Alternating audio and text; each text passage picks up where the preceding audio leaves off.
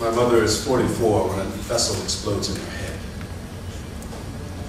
A stroke, they call it, I suppose, because like lightning, no one is usually left standing. She is not likely, they say, to survive. The only thing I think cannot be true of my mother. Her hospital room is a fetish of tubes. It is too late to say goodbye. She is already wraith. Trickster daring me to feed her my soul. But this is not my mother. She would be moving in her sleep. She is always moving. Hybrid shark, no longer willing to be at the wrong end of the food chain. The smallest clot became the fittest beast, and she didn't know she would break her promise to never let another predator inside her. So I say goodbye to nothing. There's no ending here. The ones who could not save her want to meet in the conference room where the only tubes are fluorescent. My mother's mother, my father, me. I resent the wood of this table. Grain so etched like palms, I am sure it is undercover alive like she is. Outlaw tree, fugitive from forest, now abductor trying to hoard the oxygen looking for her room. A table where death lives. I don't know how to be at this thief, pretending I don't have a flamethrower mouth.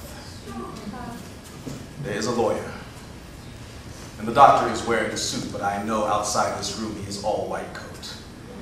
I guess we're supposed to think of them as apprentice angels, but there are no wings in his speech, only granite, like when the mafia ties their bodies, it wants to disappear.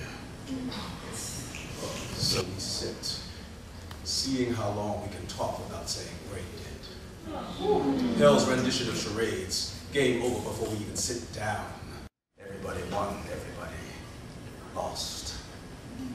And then there's the apparatus, conjoined twin to my mother and surrogate for her lungs. We need the family's permission, he says, to turn it off. He doesn't understand that if only for a moment we have to stop being family to do this. But I want a lava family all over this room. I want the Cherokee of my great-grandfather to multiply, arming my DNA, a coup in my blood, take me over, make me speak loud and in circular time. We cannot do this. I don't believe the indigenous even have a term for killing your mother. I do know that in every language, the first word we learn to pronounce is mama. The easiest is no. We don't learn die until we're old enough to flee. Come on! So we finally agree we are minions. And my mother's 44-year-old parts will become new in other people. When, he said, not if. The problem with forensic light is that it makes everything clear. I do not go back to my mother's room.